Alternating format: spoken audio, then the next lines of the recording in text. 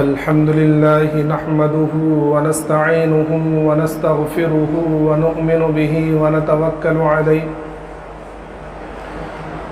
ونعوذ بالله من شرور أنفسنا ومن سيئات أعمالنا من يهد الله فلا مضل له ومن يضلله فلا هادي له ونشهد أن لا إله إلا الله وحده لا شريك له ولا نظير له ولا معين له ولا مشير له ولا مثال له ولا مثل له ونشهد أن سيدنا وسندنا وشفيعنا وحبيبنا ومولانا محمدا عبده ورسوله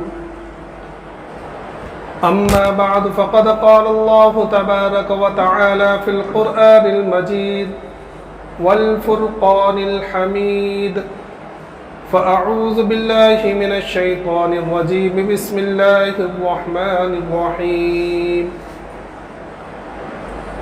ألف لام ميم أحسب الناس أن يتركوا أن يقولوا آمنا وهم لا يفتنون صدق اللہ العظیم۔ قبل اس کے بعد شروع ہوں، ایک مرتبہ بلند آواز کے ساتھ درود شریف پڑھ لیں۔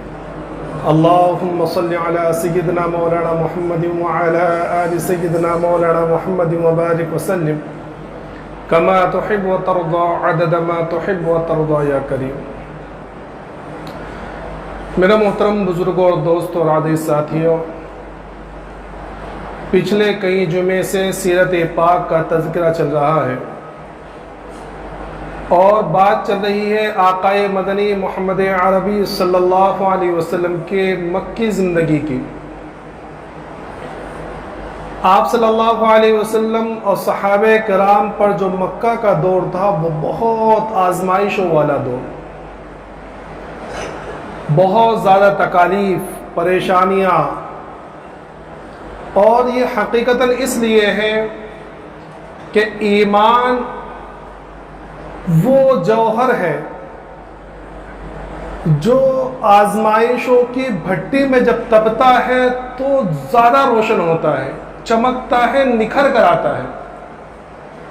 سمجھے؟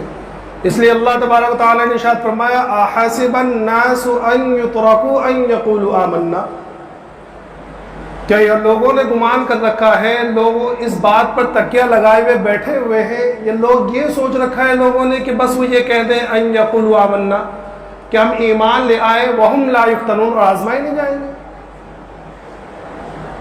کہ نہیں آزمائے جائیں گے۔ وَلَقَدْ فَتَنَّا الَّذِينَ مِن قَبْلِهِمْ، کہ یہ لوگ بھی آزمائے جائیں گے اور ان سے پہلے بھی جو لوگ آئے ہیں وہ بھی آزمائے گئے ہیں۔ دوسری جگہ ارشاد فرمایا ام حسبتم ان تدخلوا الجنہ ولما یأتکم مثل الذین خلوا من قبلکم، کیا تم لوگ نے سوچ رکھا ہے، تم لوگوں نے یہ گمان کر رکھا ہے کہ تم جنت میں ایسے داخل ہو جاؤ گے اور تمہارے اوپر وہ حالات نہیں آئیں گے جو پہلے انبیاء کرام پر اور پہلے انبیاء کرام پر ایمان لانے والے پر آئے ہیں، کہ انہیں پریشانی آئی، تکالیف پہنچائی گئی، اتنی تکالیف کہ رسول اور اس کے ساتھ والے ایمان والے کہنے لگے کہ متی نصر اللہ، کہ اللہ کی مدد کب آئے گی، کہاں ہے؟ الا ان نصر اللہ قریب، اس وقت اللہ کی طرف سے اعلان ہوا کہ اللہ کی مدد تو قریب ہے۔ تو ایمان جو ہے آزمائشوں میں نکھرتا ہے۔ آج جو ہمارا ایمان کی کمزوری ہے ہمارے اندر، اور ہمارا ایمان اتنا کمزور ہو چکا ہے کہ وہ اعمال جو اللہ کے رسول صلی اللہ علیہ وسلم کے زمانے میں صحابہ کرام کو تو چھوڑیے، منافقین سے بھی نہیں چھوٹتے تھے۔ آپ نماز کا مسئلہ لے لیجیے، روایتوں کے اندر، تاریخ کے اندر لکھا ہے کہ جو بالکل کھلا ہوا منافق ہے اس کی بات تو چھوڑ، کہ عام منافقین تک کی ہمت نہیں ہوتی تھی کہ وہ جماعت کی نماز چھوڑ دے۔ منافقین جن کے بارے میں قرآن نے فرمایا ان المنافقین فی الدرک الاسفل من النار، کہ جہنم کے سب سے نیچے طبقے میں منافقین رہیں گے، ان منافقین کی بھی ہمت نہیں ہوتی تھی کہ وہ نماز جماعت سے ساتھ چھوڑ دیں۔ آج ہمارا ایمان دیکھ لیجیے، دھڑلے سے نماز چھوڑتے ہو. کیوں؟ کیونکہ ہمارے ایمان پر آزمائشیں نہیں آئی ہیں. ہمارا ایمان کیسا کہ باپ کا نام اس کا نام عبداللہ، باپ کا نام عبد الرحمن، بن گئے مسلمان. کوئی آزمائش نہیں آئی، کوئی کچھ دینا نہیں پڑا. ورنہ آج کے زمانے میں جہاں آزمائش ہے، جہاں تکالیف آ رہی ہے، وہاں کے ایمان والوں کو دیکھو. ابھی حال فی الحال میں بار بار ہر جمعے میں یہ بات کہتا ہوں کہ فی الحال فلسطین میں دیکھیے کیا جمے ہوئے ہیں ان لوگ، اور کیا ایمان ان لوگوں کا کہ ایک باپ اپنی 2-2.5 سال کی بچے کو جو اس دنیا سے رخصت ہو چکی ہے، ہاتھ پہ اٹھائے ہوئے کہہ رہا ہے کہ اللہ تو اگر راضی ہے تو ہم خوش ہیں. کیا کہہ رہا ہے کہ اللہ اگر تو ہمارے اس حالات پر راضی ہے، اپنی چھوٹی سی بچے کو ہاتھ پر لیے ہوئے کہہ رہا ہے کہ اللہ اگر تو اس حالت پر راضی ہے ہم سے تو ہم تجھ سے راضی ہیں، ہمیں کوئی گلہ شکوہ نہیں ہے. سمجھے؟ 4000 سے زیادہ بچوں کے جنازے اٹھا چکے ہیں وہ لوگ، اور ایمان پر جمے ہوئے ہیں. ایک شکوہ نہیں ہے زبان پر. اور ہم لوگ ذرا کھانے میں اونچا نیچا ہو جائے نا تو فوراً اللہ کو شکر کہ اللہ ہم ہی ملے تھے کیا. ذرا ہفتے پر بخار آ جائے نا تو اللہ کو اور کوئی نہیں ملتا، فوراً شکوہ. کیوں؟ کیونکہ ایمان بس ایسی مل گیا ہے، نہ ایمان کے اوپر محنت، نہ ایمان لانے کے اوپر آزمائش. تو یہ جو مکی دور گزرا ہے صحابہ کرام پر، بڑا سخت تکلیف والا، ستائے گئے، مارے گئے، کوٹے گئے، اور مکہ کی گلیوں کے اندر گھسیٹے گئے. حضرت خباب بن ارت رضی اللہ تعالیٰ عنہ، حضرت عمر رضی اللہ تعالیٰ عنہ کے زمانے میں حضرت عمر نے فرمایا کہ خباب کہ ذرا اپنی کمر تو مجھے دکھانا. تو کہنے لگے کہ امیر المؤمنین میری کمر اگر آپ دیکھیں گے تو آپ کے آنسو نہیں رکیں گے. کیا آپ کے آنسو رکنے والے نہیں ہیں؟ کہا کہ دکھاؤ تو صحیح. جب اپنا کپڑا اٹھا کے دکھایا تو کمر پر ہڈیوں کے علاوہ گوشت نام کی کوئی چیز نہیں تھی. کہا کہ خباب یہ کیا بات؟ کہا کہ مکہ کے اندر جب میں ایمان لے کر آیا تھا تو دوسرے لوگوں کے تو بہت سارے حمایتی بھی تھے، لیکن میرا کوئی حمایتی مددگار نہیں تھا. مجھے مارا جاتا، اتنا مارا جاتا کہ میں بے ہوش ہو جاتا. ایک مرتبہ میرے آقا نے یہ کیا کہ انگارے جلائے اور کوئلے اکٹھا کیے جلتے ہوئے، اور ان کے اوپر مجھے لٹا دیا، اور اوپر سے اپنا پیر رکھ کر کھڑا ہو گیا. وہ انگارے میری چربی سے اور میرے خون سے بجھے ہیں، گوشت سارا جل گیا. معمولی تکلیف کہ مارا جاتا خوب، کہ اتنا مارا جاتا کہ مارنے والے تھک جاتے، پریشان ہو جاتے. حضرت ابو ذر غفاری رضی اللہ تعالیٰ عنہ بڑے جلیل القدر صحابی ہیں، زاہدوں میں آپ کا شمار ہوتا ہے. جب اسلام کا اعلان ہوا، نبوت کا اعلان ہوا، تو ان تک بھی یہ بات پہنچی. تو انہوں نے سب سے پہلے اپنے بھائی کو بھیجا کہ جاؤ ذرا دیکھ کر تو آؤ. تو ان کے بھائی وہاں گئے، دیکھ کر آئے، واپس آ کے کہا کہ بھئی ایک شخص ہیں جو اس طرح اسلام کا ایمان کا دعویٰ کر رہے ہیں، رسالت کا دعویٰ کر رہے ہیں، اور لوگوں کو ایمان کی طرف دعوت دے رہے ہیں. تو حضرت ابو ذر غفاری رضی اللہ عنہ کہتے ہیں کہ مجھے اس سے ذرا تسلی نہیں ہوئی. میں نے سوچا کہ میں خود جاتا ہوں. تو میں نے رخت سفر باندھا اور مکہ پہنچ گیا. لیکن چونکہ پورے عرب کے اندر یہ بات پھیلی ہوئی تھی کہ جو لوگ ایمان لاتے ہیں اور اسلام کو قبول کرتے ہیں ان کو بہت زیادہ مارا جاتا ہے، تکالیف پہنچائی جاتی ہے. تو فرماتے ہیں کہ میں نے کسی سے کچھ پوچھا نہیں، سارا دن حرم کے اندر ٹہلتا رہا کہ بھئی کچھ طرح پتہ چل جائے، کچھ پتہ چل جائے. پورا دن گزر گیا. جب شام کا وقت ہوا تو حضرت علی رضی اللہ تعالیٰ عنہ تشریف لائے حرم میں. دیکھا کہ ایک شخص ہے، مسافر لگ رہا ہے. تو حضرت علی رضی اللہ تعالیٰ عنہ نے ان سے کچھ کہا نہیں، بلکہ یہ کہا کہ بس آج کی رات جو ہے میرے ساتھ میں گزار لینا. یہ بھی چل دیے ساتھ میں، کچھ پوچھنے کی نوبت نہیں آئی. رات گزاری، کھانا وغیرہ کھایا، رات گزاری. دن ہوا، صبح میں پھر حرم کے اندر آ گئے. پھر تلاش کرنے، پوچھنے کی ہمت پھر بھی نہیں ہوئی. 2-3 دن یہی معاملہ ہوا. حضرت علی رضی اللہ عنہ گھر پر لے جاتے اور یہ وہاں رکتے، اس دن میں یہاں آ جاتے. چوتھے دن جو ہے حضرت علی نے پوچھا کہ کیا بات ہے، تم کس کام کے لیے آئے ہو؟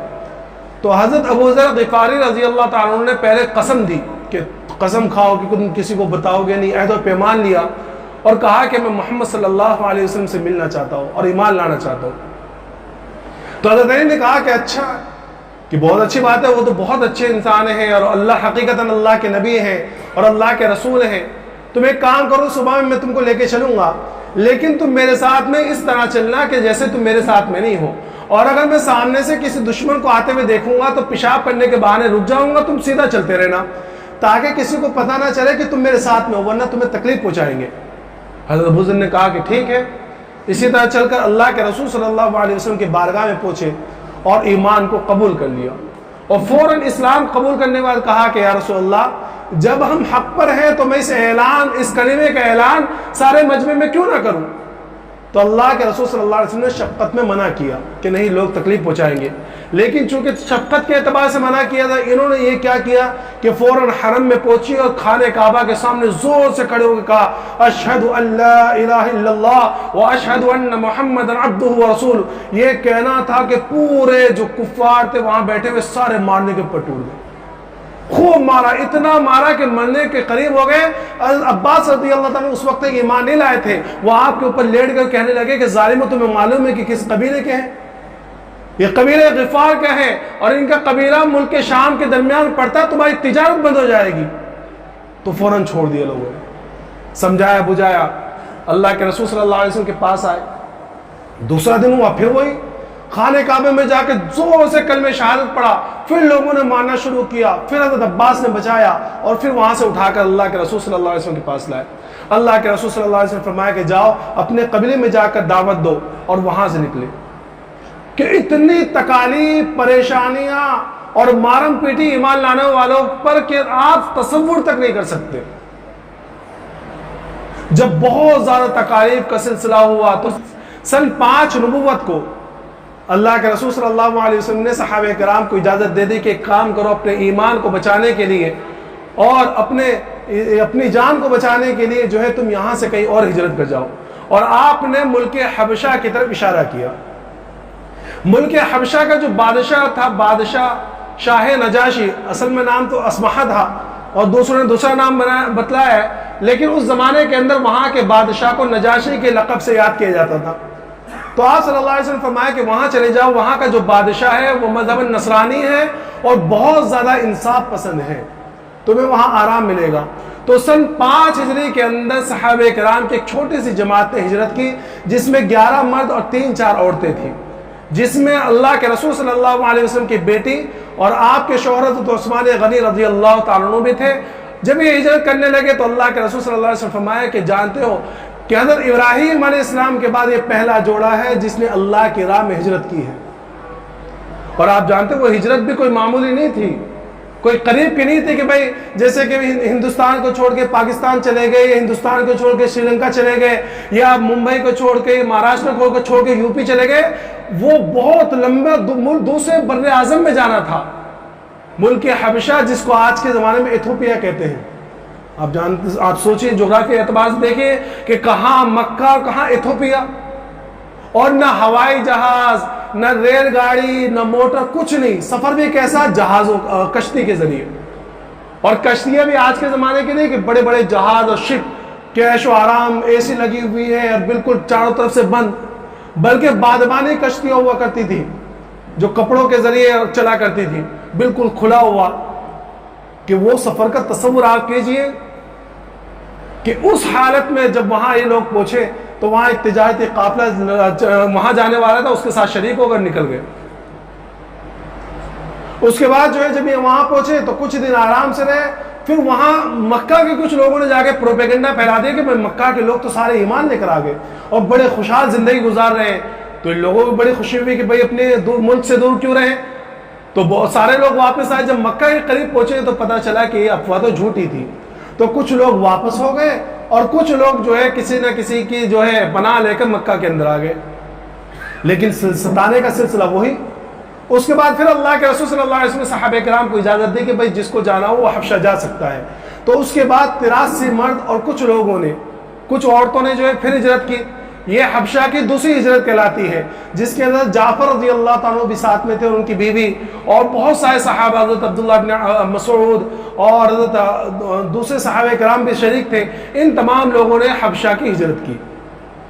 لیکن اب جب ہجرت کی ہے تو مکہ والوں کو پتہ چل گیا کہ بھئی یہ لوگ تو وہاں بڑے آرام سے رہ رہے ہیں، تو مکہ والوں نے ایک وفد بنایا اور اس وفد کے اندر بہت سارے تحفے تحائف بادشاہ کے لیے، اور بادشاہ کے جو چہرے چپاٹے ہوتے ہیں درباری جو بادشاہوں کو مشورہ دیتے ہیں، ان لوگوں کے لیے، پادریوں کے لیے، راہبوں کے لیے بہت سارے تحفے تحائف دے کے اس وفد کو بھیجا کہ جا کر ان تمام لوگوں کو واپس لاؤ۔ ابھی وفد وہاں پہنچا تو وہاں کے بادشاہ سے ان لوگوں نے پہلے تو جو ہے درباریوں سے ملے اور ان درباریوں سے کہا کہ دیکھو یہ تحفے ہم آپ کے لیے لائے ہیں، ہمارے ملک کے چند سرفرے لوگ اپنے ایمان کو، اپنے اسلام، اپنے دین کو چھوڑ کر دوسرے دین پر عمل کرنے لگے ہیں اور آپس میں جھگڑا کرنے لگے ہیں۔ ہم یہ چاہتے ہیں کہ بادشاہ ان لوگوں سے بات کیے بغیر ان لوگوں کو ہمارے حوالے کر دے، کہ آپ لوگ ایسی پٹی چڑھانا بادشاہ کو کہ بادشاہ ان لوگوں سے بات نہ کرے۔ کیوں؟ کیونکہ یہ لوگ بھی جانتے تھے کہ اگر یہ لوگ بادشاہ سے بات کرنے لگے اور بادشاہ کو انہوں نے قرآن کی کوئی ایک آیت بھی سنا دی تو بادشاہ کا دل پگھل جائے گا۔ تو یہ زور دیا کہ بادشاہ ان سے ملاقات ہی نہ کرے، بلکہ بغیر ملاقات کرے فرمان جاری کر دے کہ یہ لوگ ہمارا ملک چھوڑ دیں۔ دوسرے دن یہ پورے تحفے تحائف لے کر بادشاہ کے سامنے آئے اور بادشاہ سے کہا کہ اے بادشاہ سلامت، ہمارے کچھ لوگ اپنے جو ہے آبائی مذہب کو چھوڑ کر آپ کے ملک میں آ گئے ہیں اور یہ لوگ جو ہے وہاں کے بھگوڑے ہیں اور ان لوگوں نے بہت زیادہ تفرقہ پھیلا رکھا ہے وہاں، ہم یہ چاہتے ہیں کہ آپ ان تمام لوگوں کو ہمارے سپرد کر دیں۔ تو درباریوں کو جن کو تحفے دی تو انہوں نے بھی کہا بادشاہ سے، کہا بادشاہ سلامت یہ لوگ بہت سرفرے لوگ ہیں اور وہاں سے بھگوڑے ہیں، بھاگ کر آئے ہوئے ہیں، آپ جو ہے ان کو سپرد کر دیں۔ تو یہ بادشاہ جو ہے میں نے بتلایا کہ بہت انصاف پسند بادشاہ تھا، اس نے کہا کہ بھئی میں ایسے سپرد نہیں کروں گا، میں ان سے تحقیق کروں گا۔ اب ڈر جو تھا وہی سامنے آ گیا کہ جا کے بلا کے لاؤ ان میں سے کسی کو۔ صحابہ کرام کہتے ہیں کہ جب ان بادشاہ کا بلاوا آیا تو ہمیں بڑی پریشانی ہوئی کہ بھئی کیا کہیں گے وہاں جا کے۔ تو سب سے پہلے تو اپنا امیر چنا کہ حضرت جعفر رضی اللہ عنہ بات کریں گے، اور دوسری بات طے ہوئی کہ بھئی جو اللہ اور اس کے رسول نے ہمیں بتلایا ہم ساری وہی بات کہیں گے، اپنی طرف سے کوئی ملاوٹ نہیں کریں گے۔ کہا کہ ٹھیک ہے۔ حضرت جعفر رضی اللہ تعالیٰ عنہ صحابہ کرام کے ساتھ میں جو ہے بادشاہ کے سامنے حاضر ہوئے تو بادشاہ نے کہا کہ بھئی تمہارے ملک کے لوگ آئے ہیں اور یہ اس طرح کی بات کر رہے ہیں کہ تم بتاؤ کہ کیا بات ہے۔ تو سب سے پہلے تو جعفر رضی اللہ عنہ 3 بات کہی کہ اے بادشاہ سلامت، میں 3 سوال ان لوگوں سے کرنا چاہتا ہوں، یہ لوگ اس کا جواب دے دیں پھر میں اپنی بات کہوں گا۔ کہا کہ ٹھیک ہے۔ تو حضرت جعفر نے کہا کہ بادشاہ سلامت ان سے پوچھئے کہ کیا ہم کسی کے غلام ہیں، کہ ہم وہاں سے بھاگ کر آئے ہیں؟ تو بادشاہ نے پوچھا کہ بھئی یہ کسی کے غلام ہیں؟ تو لوگوں نے کہا کہ نہیں، بلکہ یہ تو احرار کریم، کہ یہ آزاد ہیں اور بڑے باعزت گھرانے کے ہیں، غلام نہیں ہیں۔ کہا کہ اچھا۔ پھر حضرت جعفر نے کہا کہ بادشاہ سلامت ان سے پوچھئے کہ ہم وہاں کسی کا قتل کر آئے ہیں کہ ہمیں قتل کے بدلے میں یہ لے جانا چاہتے ہیں؟ تو بادشاہ نے پوچھا کہ بھئی کسی کا قتل کر آئے ہیں؟ کہا کہ نہیں، ایک قطرہ خون بہائے بغیر یہ آئے ہیں۔ حضرت جعفر نے کہا کہ یار بادشاہ سلامت آپ ان سے یہ پوچھیں کہ ہم کسی کا مال لے کر بھاگ کر آئے ہیں؟ اگر ہم کسی کا مال لے کر بھاگ کر آئے ہیں تو ہم دینے کو تیار ہیں۔ بادشاہ نے پوچھا کہ بھئی یہ بات ہے؟ تو لوگوں نے کہا کہ نہیں، کوئی مال لے کے نہیں آئے ہیں۔ تو حضرت جعفر نے کہا کہ بادشاہ سلامت اب پوچھیں کہ ہم کس وجہ سے یہ ہمیں لے کے جانے آئے ہیں؟ تو سارے کی چپ، سارے خاموش۔ تو بادشاہ نے کہا کہ جعفر رضی اللہ عنہ سے بتلاؤ تمہارا دین کیا ہے، یہ لوگ کیوں لینا آئے ہیں، تم اپنے دین سے کیوں پھر گئے؟ بھائی اپنے آبائی مذہب سے پھرنا کوئی اچھی بات تو نہیں ہے، کہ اپنے 1.5 اینٹ کی مسجد الگ بنا لینا کوئی اچھی بات تھوڑی ہے، کہ کیا وجہ ہے؟ تو جعفر رضی اللہ عنہ نے ایک تقریر کی اور اپنی بات کو رکھا، جس میں سے مختصر بات یہ تھی کہ اے بادشاہ سلامت، ہم جو ہے جہالت میں ڈوبے ہوئے تھے، مردار کھاتے تھے، ہم میں سے جو طاقتور تھا وہ کمزور پر ظلم کیا کرتا تھا، اور ہم زناکاری کیا کرتے تھے اور جھوٹ بولا کرتے تھے، ڈاکہ زنی کیا کرتے تھے، دنیا کی ساری برائیاں ہم میں تھی۔ پھر اللہ کا ہم پر کرم ہوا اور اللہ نے ہمارے درمیان ایک نبی بھیجا، ایک رسول بھیجا، جس نے ہمیں بتلایا کہ پڑوسیوں کے ساتھ حسن سلوک کیا کرو، والدین کی خدمت کیا کرو، ایک اللہ واحد پر ایمان لاؤ، سارے بتوں کو چھوڑ دو اور غیر اللہ کی پرستش کو چھوڑ دو اور جھوٹ بولنا ہی ختم کر دو اور کاٹنا، مارنا، قتل کرنا، ناحق کی تمام چیزیں چھوڑ دو۔ اس نے ہمیں اچھی اور بھلی باتوں کی تعلیم دی۔ جب یہ تعلیمات سنی تو بادشاہ نے کہا کہ بھائی یہ تو بڑی اچھی بات ہے، یہ تو بہت اچھی تعلیمات ہیں، میں تمہیں جو ہے کسی کے حوالے نہیں کروں گا۔ اور اس وفد سے کہا کہ بھئی تم چلے جاؤ، میں انہیں تمہارے حوالے کرنے والا نہیں ہوں۔ سارے لوگ اپنی اپنی جگہ پر آ گئے. تو جو یہ کافروں کا وفد یہاں پہنچا تھا تو ان میں سے ایک شخص نے کہا کہ کل میں بادشاہ کے سامنے وہ بات کہوں گا کہ بادشاہ ہمارے سپرد تو چھوڑو، بادشاہ ان کے قتل کا حکم دے دے گا. تو دوسرے نے کہا کہ بھئی اس طرح کا معاملہ نہ کرو، یہ اگرچہ مسلمان ہو چکے ہیں لیکن ہیں تو ہمارے رشتہ دار ہی، سارے ہمارے رشتہ دار ہیں. لیکن اس نے بات نہیں مانی کہ نہیں میں کل یہی بات کروں گا. اور بات کیا، دوسرے دن پھر پہنچے بادشاہ کے پاس اور بادشاہ سے کہنے لگے، چونکہ بادشاہ نصرانی یعنی عیسائی تھا، تو بادشاہ سے کہنے لگے کہ بادشاہ سلامت، یہ لوگ جو مسلمان ہوئے ہیں یہ لوگ حضرت عیسیٰ علیہ السلام کے بارے میں جو ہے بڑے نازیبا کلمات کہتے ہیں. تو ظاہر سی بات ہے کہ بادشاہ نصرانی تھا، مذہباً عیسائی تھا. تو اس نے کہا کہ اچھا، پھر حکم دیا کہ بلا کے لاؤ مسلمانوں کو. اب جب صحابہ کرام کہتے ہیں کہ جب دوبارہ بلاوا آیا تو ہم زیادہ پریشانی کہ بھئی کل تو گئے تھے، ساری بات ہو چکی ہے، پھر بلاوا آیا. کہا کہ کیا بات ہے؟ کہا کہ اس طرح کا معاملہ پیش آیا ہے. تو آپس میں مشورہ کہ بھئی کیا کہنا ہے. تو پھر بات یہ طے ہوئی کہ دیکھو جو ہمارے رسول اور اللہ نے جو ہمیں بتلایا ہم ساری وہی بات کہیں گے. کہا کہ اچھا ٹھیک ہے آؤ. دوبارہ وہاں پہنچے، بادشاہ نے پوچھا کہ بھئی یہ لوگ یہ کہتے ہیں کہ تم عیسیٰ علیہ السلام کے بارے میں نازبہ کلمات کہتے ہو، تمہارا کیا عقیدہ ہے عیسیٰ علیہ السلام کے بارے میں؟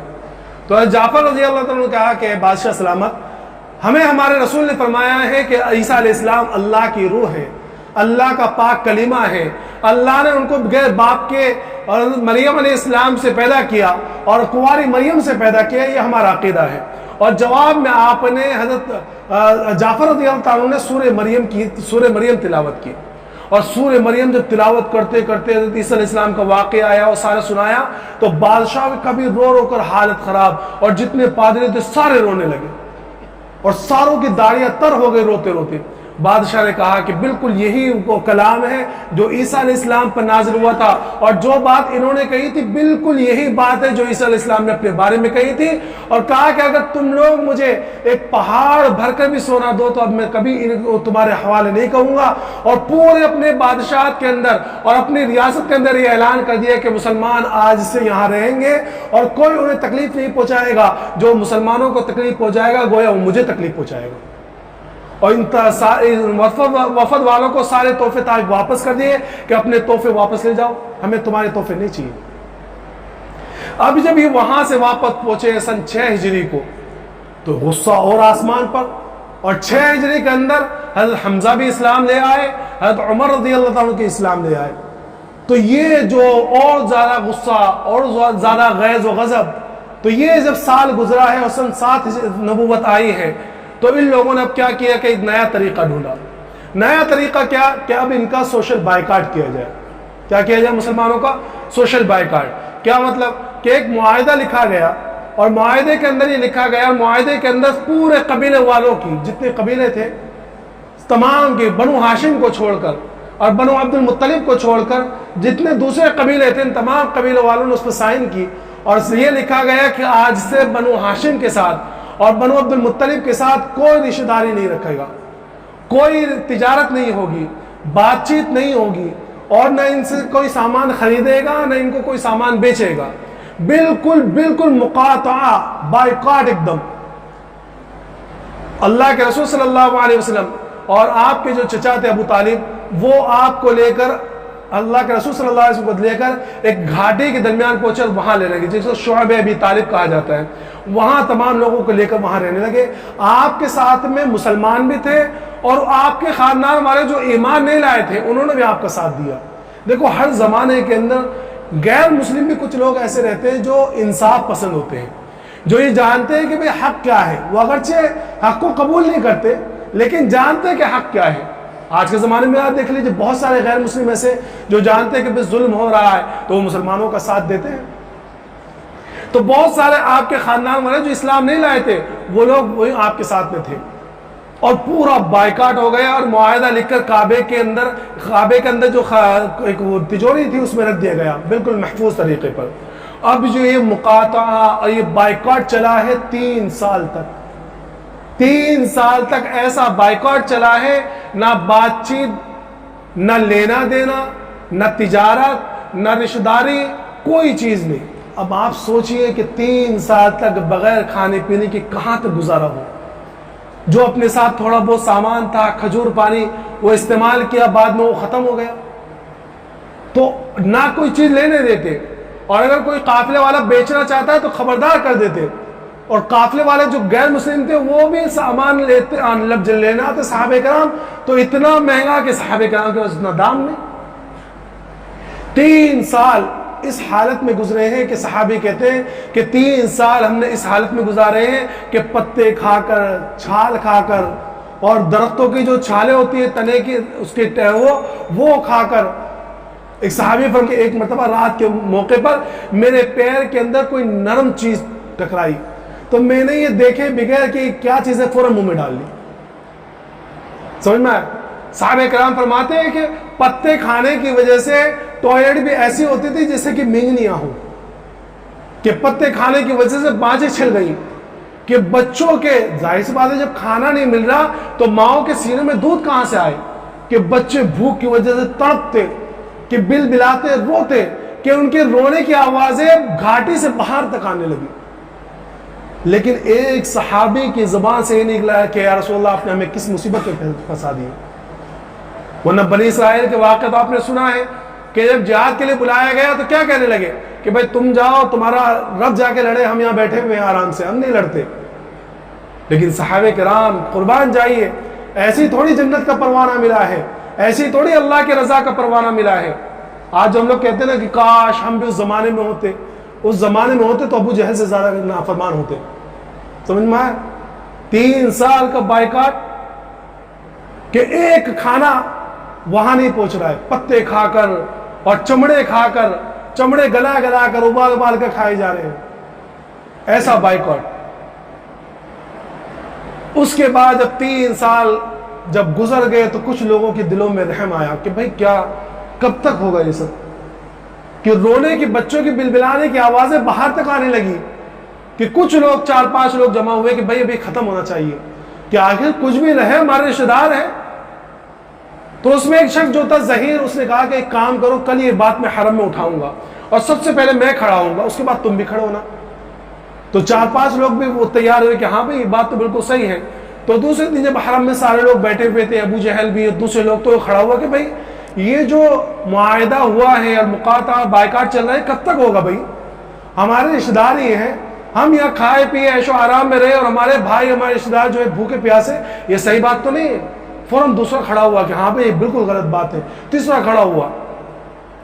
ابھی یہ بات ہو ہی رہی تھی کہ وہاں اللہ کا کرنا یہ ہوا کہ اللہ کے رسول صلی اللہ علیہ وسلم نے حضرت ابو طالب سے کہا کہ اچھا جزان، جو معاہدہ لکھا گیا تھا مجھے اللہ کی طرف سے وحی آئی ہے کہ اس وہ معاہدہ سارا دمک نے کھا لیا ہے، صرف اللہ کا نام باقی ہے اس معاہدے کے اندر۔ تو ابو طالب فوراً حرم کے اندر آئے، دیکھا کہ وہاں یہ بات چل رہی ہے، تو ابو طالب نے کہا ابو جہل سے کہ دیکھو آج فیصلہ ہو جائے گا۔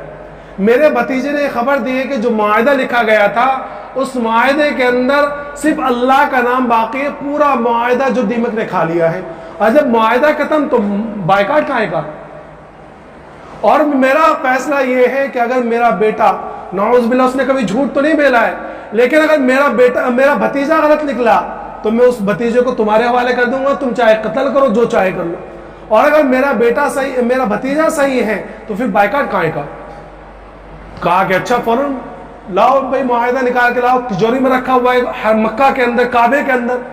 جب کعبے کو کھول کر وہ تجوری کھولی گئی، معاہدہ دیکھا تو حقیقتاً یہ تھا کہ معاہدہ پورا مٹ چکا، پورا دمک نے کھا لیا، صرف جہاں لکھا ہوتا بسمک اللہم وہ الفاظ باقی ہیں۔ اس وقت بھی کچھ لوگوں نے ابو جہل نے اڈر میں دکھانے کی کوشش کی تو سارے لوگ اڑ گئے کہ بھئی یہ غلط بات ہے، اب نہیں، اب نہیں، اب مقاطعہ بائیکاٹ وغیرہ اب کچھ نہیں ہوگا۔ سارے لوگ باہر آئے۔ 3 سال کے بعد اس معاہدے سے وہ معاہدہ ختم ہوا اور وہ بائیکاٹ ختم اور واپس آئے۔